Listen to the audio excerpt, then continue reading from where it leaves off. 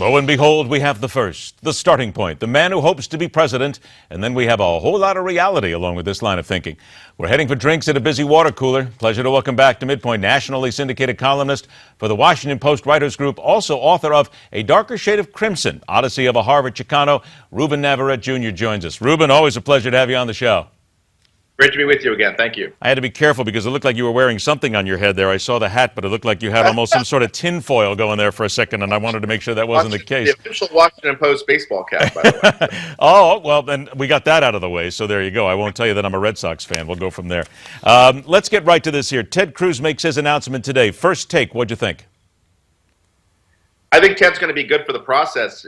Whether or not Ted has a realistic shot at the nomination or not, he's going to force other Republican contenders to be much more honest, less slimy and double-faced that they might normally be. Wait a minute. Hang on a sec. I got to stop you there. He's going to force politicians to be less slimy? He would be the first to do that in over 200 years. Yeah, let me give you one quick example. There are all these Republicans out there, conservatives, who put people in office on the idea that they would repeal Obamacare because, I don't know, they promised to. And once they got to Washington, they became part of the club and they decided it wasn't a good idea to keep their promise. Only Ted Cruz stood up and said, not only am I going to make a move on Obamacare to repeal it, I'm going to force all of you to keep your promises. And it's one of the reasons he became so unpopular with the GOP establishment. So whatever other strikes we have against Ted, and there are some significant strikes against Ted, liabilities he brings to this, one of his attributes is he just scares the bejesus out of the GOP establishment. That's a really good thing. What is the most significant strike in your opinion? He comes off as angry. He comes off as limited in his objective. He wants to run for president to do away with this, to be against this, to repeal this. He doesn't have the sunny optimism that Ronald Reagan had or Bill Clinton had. Angry tends not to work so well. We don't really care if he plays well with others or not, but we want to make sure that he projects to America this idea of I'm going to lead you to a better place, not just waste time telling us what a bad place we're in. Is it possible, though, that as someone whose mom was American, his dad was Cuban, that maybe he will bring the Latino base back to the Republican side? Maybe he can draw them back in, and that might be his end game? Yeah, it's going to be difficult. I think Marco Rubio has a much better chance at getting at that community than Ted Cruz does. However, I will say that there are significant states and pockets in the Southwest that are conservative. You have conservative Hispanics in Arizona, in New Mexico, in Colorado, and in Texas. And those four states, Ted will do well. He won't do well with more liberal Latinos in California, but he will do well in those states I mentioned. And I think that there are a good many people out there, Latinos, who will be swayed by the surname and having Cruz on a ballot. And we have uninformed voters in our community, just like we have uninformed voters in every community. So I think it's very much a mixed bag. But I'll tell you this, where Ted really has a strength is he speaks about liberty and freedom with such passion. Comes from his gut. He really means it.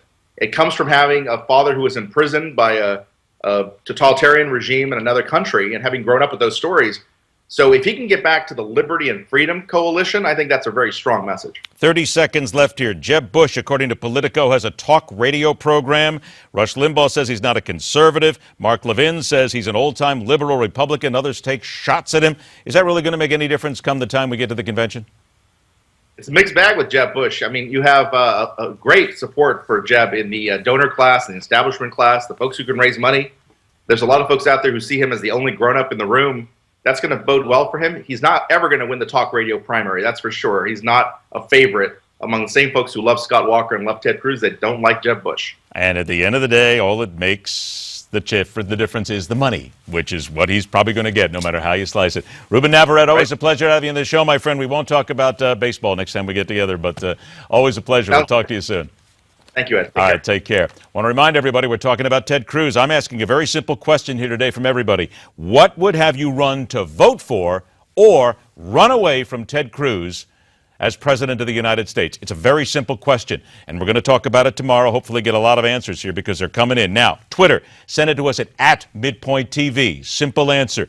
Facebook.com/MidPoint TV. And if you want to send an email, send it to midpointshow@Newsmax TV. Simple question. What causes you to run for Ted Cruz or away from Ted Cruz? Don't worry, I'm still here. Coming up next, a special birthday to one of the greatest actors to have ever lived in the universe. Stand by because MidPoint will continue.